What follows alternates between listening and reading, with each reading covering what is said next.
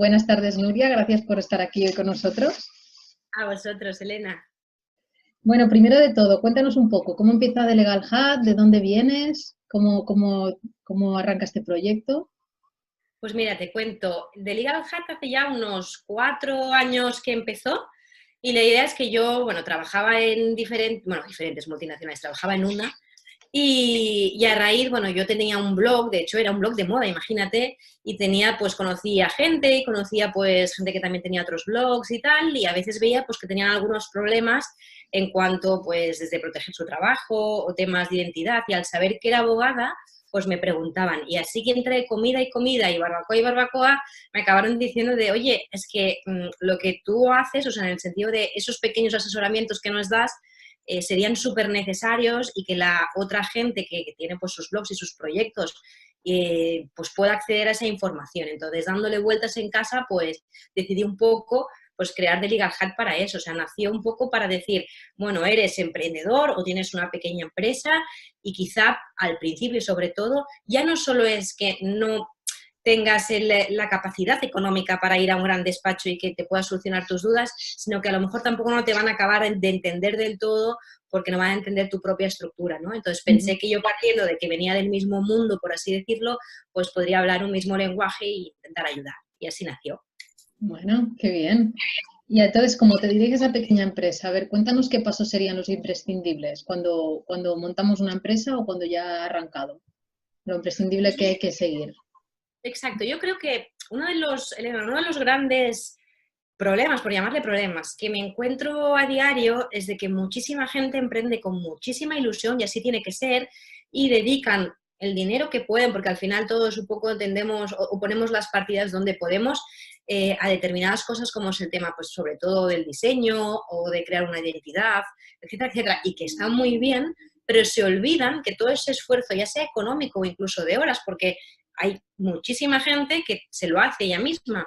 Entonces, se olvidan de proteger todo eso que están haciendo, ¿no? Entonces, yo diría que cuando vas a empezar un proyecto y eres una pequeña empresa o incluso un emprendedor, no puedes olvidarte de que hay una serie de, ya sea de aspectos que te permiten proteger, por un lado, todo lo que estás creando, pero también te nacen una serie de obligaciones que tú tienes que cumplir.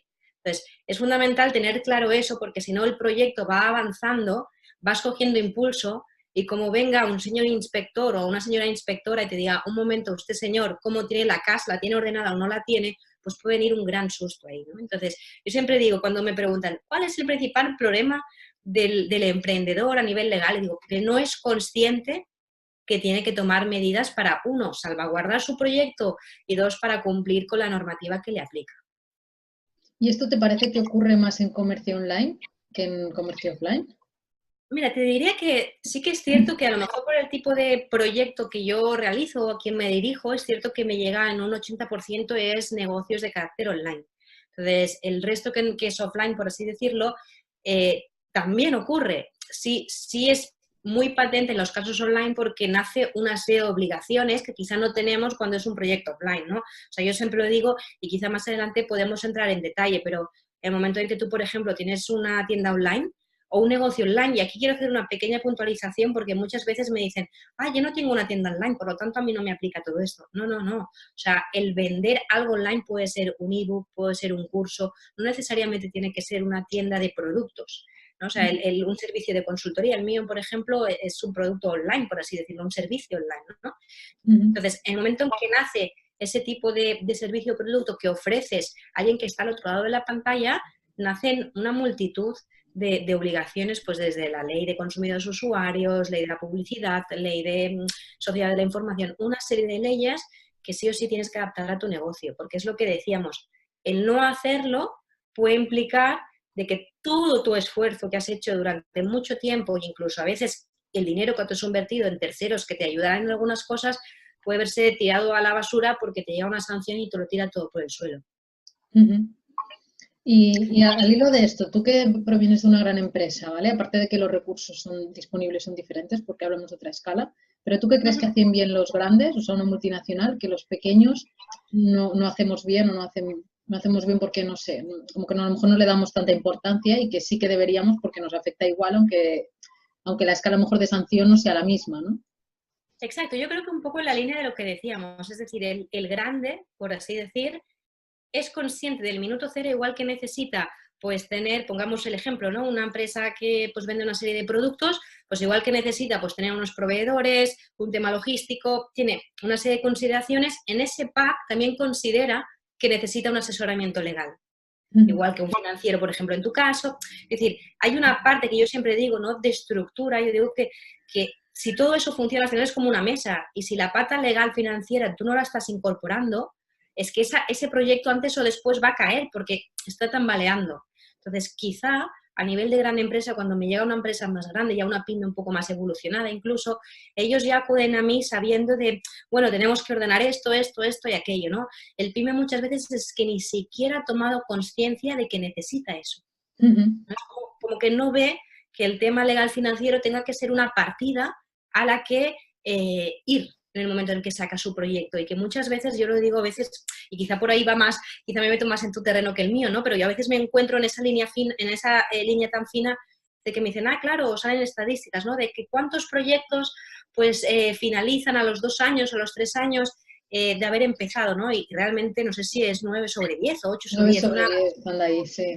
una auténtica barbaridad. Y a veces, o sea, nos escandalizamos y digo, es que es la realidad. O sea, tú, si desde el principio la base, cuando vamos a construir una casa, no empezamos con el tejado, empezamos con la base, la aseguramos bien para luego ir creciendo y que vaya pues poniéndole su parquet, su pintura en las paredes y haciéndola bonita. Pero si no tengo un soporte creado financiero, un plan financiero, o estoy seguro que mi proyecto legalmente está cumpliendo, ¿cómo voy a construir encima, no? Es un poco quizá el problema que yo veo, o la diferencia que veo en esa gran o mediana gran empresa al emprendedor que justo está empezando. Claro. Y a ver, vamos a meternos entonces en tema de números, que ya que sacas el tema financiero. ¿Qué consecuencias económicas, por ejemplo, puede tener una pyme, no sé, de un tamaño medio, no grande, con lo que tú te mueves más o menos al no proteger la identidad de marca? Mira, ahí, por ejemplo, en lo que es la identidad de marca, o sea, al final la identidad de marca es el proteger, yo siempre digo, no digo nuestro mayor activo, pero sí la forma en la que nos presentamos al mundo, ¿no? Entonces, por ejemplo, déjame contarte algún caso que yo he tenido ahora hace no muchos meses. Me pasó con una persona pues que llevaba 5 años en un proyecto, además un proyecto precioso, tenía una difusión en redes sociales realmente muy relevante, tenía un mercado bastante consolidado y sobre todo tenía mucha difusión en cuanto a, por ejemplo, revistas del sector, etcétera. O sea, tenía una presencia como marca. A esa persona, un poco lo que decíamos, ese ejemplo de no pensó en el minuto 1 que lo que estaba creando, esa casa que estaba creando, sí estaba sobre buenos fundamentos, no protegió su marca. Entonces, ¿qué pasó? Pues que apareció un tercero que le pareció interesante su proyecto y cogió el mismo nombre de esa persona, esa marca, y la registró en la Oficina Española de Patentes y Marcas. La Oficina Española de Patentes y Marcas, igual que cualquier oficina de marcas del mundo, funciona por el principio de quien primero va y registra es quien tiene la exclusividad de ese uso. Entonces, Vale. ¿qué ocurrió? Que no solo esa persona había cogido la marca de mi clienta en este caso, sino que además le envió una carta diciendo tienes que dejar de usar tu marca.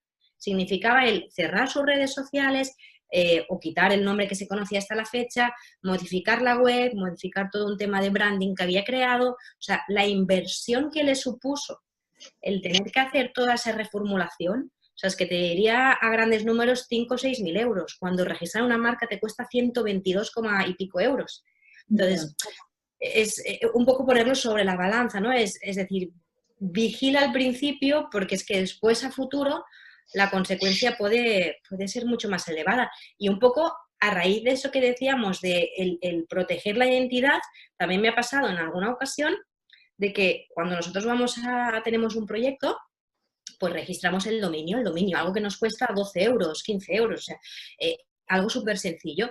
Pues muchas veces tendemos a coger pues, el .com porque es el más famoso o incluso a uno lo hemos registrado y estamos sacando cosas de por medio.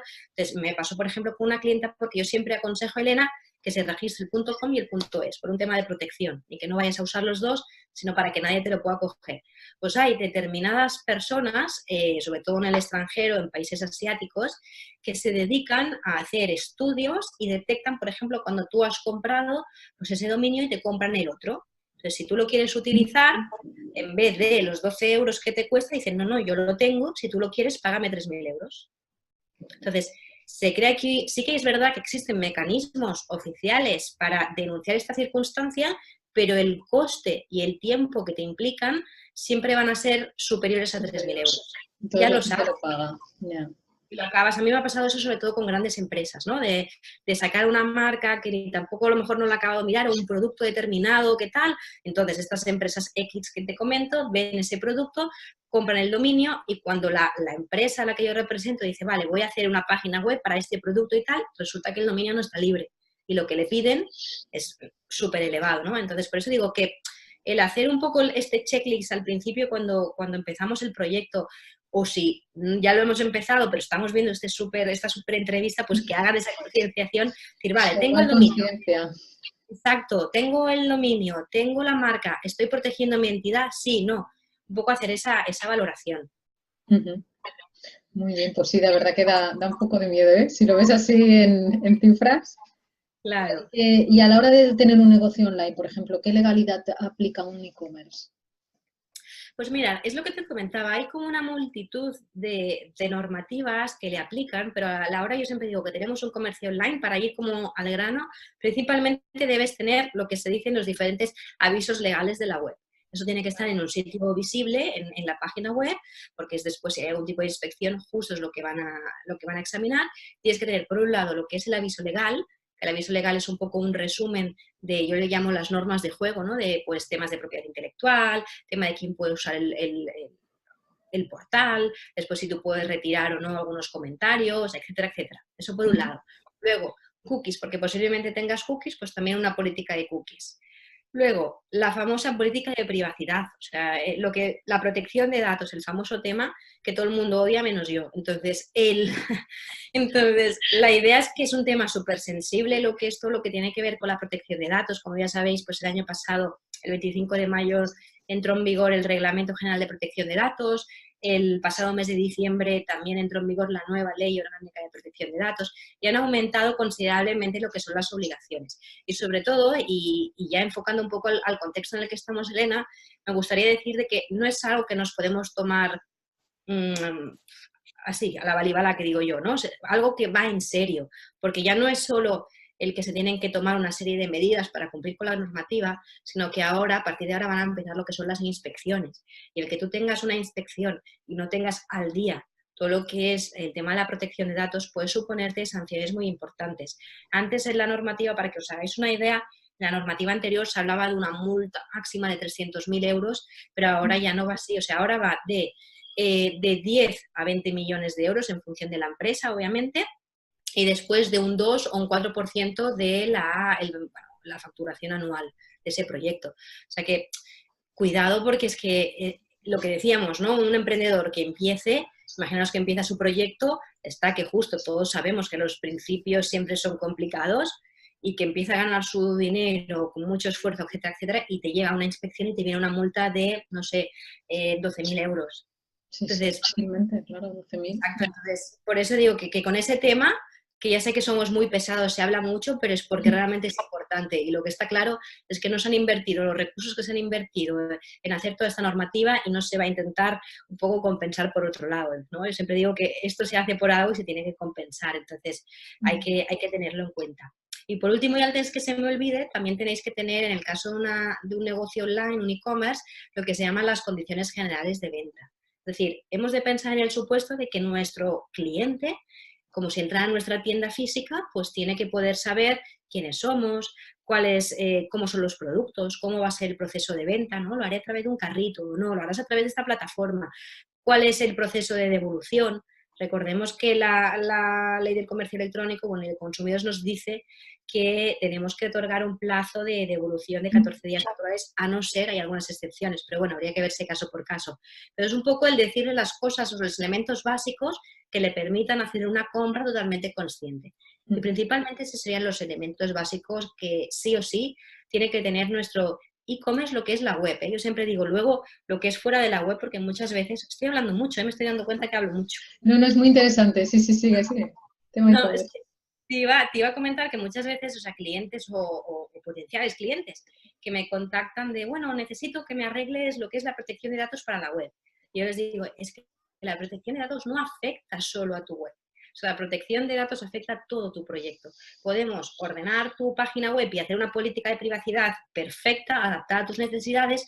Podemos hacer los formularios de la web perfectos para ti, pero si tú luego no tienes, no guardas correctamente los datos, no los eliminas mediante una destructora, no los tienes bajo llave, no tienes un registro de actividades en algunas ocasiones, no tienes una firma de mail o de presupuestos, ¿qué más va que tengamos arreglada la web? Porque si viene a inspección te va a caer igual la multa o la sanción en este caso, ¿no? Entonces yo siempre digo que cojamos esa idea de que adecuar nuestro proyecto a la nueva normativa en materia de protección de datos y así evitar las sanciones de las que hablábamos, no solo es el tema de la web, sino que engloba a todo el proyecto. Perfecto. Vale, pues lo tendremos en cuenta. Portadora de buenas noticias, ¿eh? Sí. Bueno, no, está muy bien porque hay que saber estas cosas y si no lo ves ahí en papel, un poco en real, no tomas conciencia. Y ya por último, cuéntanos algún caso, un caso real, que esto siempre nos gusta. Algo que, no sé, algo que tenga, por ejemplo, que tenga que ver sanciones típicas que te encuentras o algo que nos afecte más a emprendedores. Exacto, a nivel de lo que más me encuentro, lamentablemente, es lo que te comentaba de la marca, de proteger la identidad de marca. O sea, de encontrarme supuestos en los que no hemos tomado conciencia de proteger nuestra representación, que al final es como nos mostramos al mundo, pues me he encontrado con esos problemas de que luego alguien lo ha cogido, entonces tienes que empezar a enviar burofax, etcétera. Entonces, estas cosas duelen. Y después, a nivel de sanciones, pues me he encontrado desde un caso que era los textos de la propia página web. O sea, de hecho, era incluso con la normativa interior, imagínate, la anterior Ley Orgánica de Protección de Datos, una sanción que se impuso a una determinada persona porque nosotros dentro de lo que es los avisos legales de la web y en concreto la política debemos ofrecer a nuestros usuarios, a los titulares de esos datos personales, la posibilidad de ejercer una serie de derechos, ¿no? Y en ese ejercer derechos pues está la posibilidad de modificar tus datos, de eliminarlos, etcétera, etcétera, ¿no? Y tienes que especificar dónde pueden ejercer, ¿no? Ahora, por ejemplo, pues puede escribirme un mail o un correo a esta dirección para ejercerlos. Pues esto era una persona, que fue clienta después, que indicó un correo, pero por ejemplo en la parte de la identificación decía, pues yo soy Pepita Menganita y en vez de poner la dirección, porque ella decía, ay, es que yo trabajo en mi casa, yo no quiero poner mi dirección, la puso acortada, puso pues Barcelona, no sé qué tal, pues la sancionaron porque dijeron que el titular que no tuviera mecanismos o no tendría correo, que no sé quién hoy en día no tenga correo electrónico, pero bueno, no podía ejercer sus derechos. Y le llegó una multa de 900 euros. Sí. Cosas así, ¿no? O, por ejemplo, inspecciones que he pasado, más que luego no ha habido sanción, porque sí que es verdad que no automáticamente siempre te ponen una sanción. O sea, si tú, por ejemplo, has hecho los deberes y tienes las cosas, digamos, un 95% ordenadas en casa, cuando te viene una inspección, si algo falla, te dan un tiempo para subsanarlo. Entonces, pero claro, partiendo de que tú ya has tenido intención cuando llega a nivel que tú haces lo que quieres con esos datos, que los mueves por aquí y por allá, y entonces aquí ya no hay posible subsanación. Pero me ha pasado en varios casos eso, de pasar inspecciones en las que vienen y te sacan el listado y dicen, vale, enséñame tu lista de suscriptores. Te sacas la lista y te dicen, vale, uno por uno, enséñame el consentimiento de cada uno de ellos, ¿no? Entonces, si es una lista de 500 o 1000 seguidores, trae un trabajazo, pero si no lo haces de nuevo, pues en ese caso fue una sanción de 350 euros. Entonces, son cosas que si en el día a día, es lo que te decíamos al principio, Elena, si tú coges conciencia al principio, te lo ordenas bien, luego ya funciona solo. Y si quiere venir un inspector o una inspectora, que venga, pique la puerta, que tú estás tranquilo porque lo tienes súper ordenado. Entonces es un poco el concepto. Sí. La verdad es que ese tipo de sanciones como que te alteran tu plan financiero al final, porque si te quitan 900 euros del beneficio que podías haber tenido en el año. Imagínate. Y aparte yo siempre digo una cosa que digo, más allá de lo económico, que creo que es lo que a todos nos duele, Sí. o sea, el bolsillo es lo que... Exacto.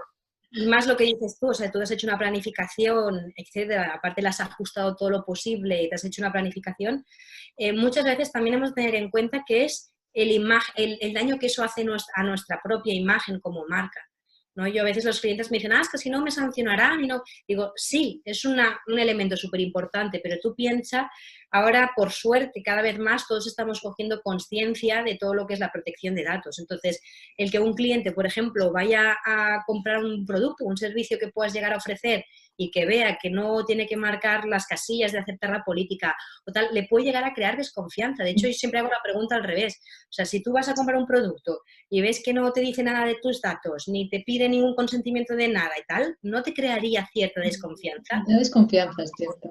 Sí. ¿Sabes? Entonces digo que es un cambio que se ha hecho y yo lo veo positivo, porque eso es que somos más conscientes como usuarios de qué hacemos con los datos. De hecho, y aquí ya me enrollo, pero yo me acuerdo cuando pasó lo del 25 de mayo, que hasta yo era la primera sorprendida de la cantidad de mails que yo recibía para volver a aceptar las condiciones, y yo me decía a mí misma, pero ¿a cuántas cosas estoy suscrita?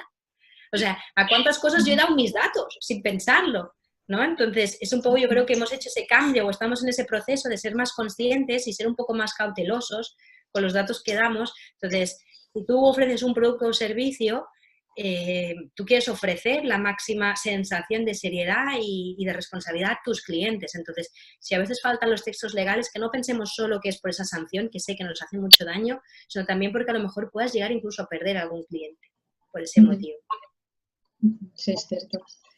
Pues muchas gracias, Nuria, por habernos aclarado un poco este tema, porque la verdad que la protección de datos nos suena solo a condiciones legales de abajo, las condiciones de venta, y que a veces sí que pensamos, ¿no? Un poco que es fácil pues, copiar el texto de otro, lo adecuas y que ya te cumples con la normativa. Entonces nos ha quedado mucho más claro que... Mira, de hecho, para finalizar, solo porque ese caso, Elena, me pasa muchas veces también, ¿no? Me llegan o veo, a veces hasta es gracioso porque entro en páginas web y veo que tienen mis textos, o sea, textos que yo he hecho y que entonces dices, bueno, derechos de autor, pero bueno, ya ni entras, ¿no? Y dices, bueno, al menos me quedo tranquila que está protegido. Pero lo que te decía es que va más allá de ese proyecto. O sea, hay una cosa súper importante en materia de protección de datos que son salvaguardar cuando tú tienes un dato y tú eres la responsable del dato que te ha dado tu titular. Si tú lo das a un tercero, por ejemplo, a tu gestor, o tienes a un financiero, como es tu caso, o tienes a alguien que te gestiona el tema del marketing, o sea, necesitas crear un contrato de encargado del tratamiento que se llama. Entonces, imagínate, yo cuando veo que copian, pienso, tú no estás bien protegido porque estás poniendo los encargados que yo tengo, no los que tú tienes. Entonces, es que vas a tener un susto y te van a enganchar. Pero bueno, oye... Claro, lo copias literalmente, si ya copiamos literalmente, ¿no? Sin tocar ni el nombre. Exacto, o sea que digo, no tienes ese servidor porque solo lo tengo yo, ¿sabes? Pero y es eso, bueno, ahí cada uno con su conciencia y ya se irá viendo, que ya empiezan las primeras multas. De hecho, en el curso, en el posgrado en el que estamos y tal, pues no paran de poner artículos de sanciones que ya están poniendo la agencia. Digo, bueno, entonces ya empezará la gente a picarle un poco la nariz y activarse. Porque esto además hay un posgrado que es específico, ¿no? para este tema. Sí, o sea, de hecho hay como hay una figura que se llama delegado de protección de datos que ha nacido con esta nueva normativa. Entonces es como una figura que representa que es experta solo en ese tema y hay algunas empresas incluso que si tocan datos sensibles están obligados a tenerlo. Entonces, bueno, ahora se ha hecho uno en este caso en el Colegio de Abogados y estamos participando ahí unos cuantos. Entonces es un foro de frikis que digo yo, porque imagínate, o sea, tú has visto lo de Google, has visto tal, pero bueno, esas cosas que nos gustan a los abogados. Bueno, tiene que haber para todo. Exacto. Muy bien, pues nada, muchas gracias por todo, Nuria, y por estar aquí con nosotros. Perfecto, yo encantada. Y cualquier cosa ya sabéis, Nuria, experta en datos. Protección de datos, Nuria. Muy bien, pues gracias. Un abrazo a todos. Gracias.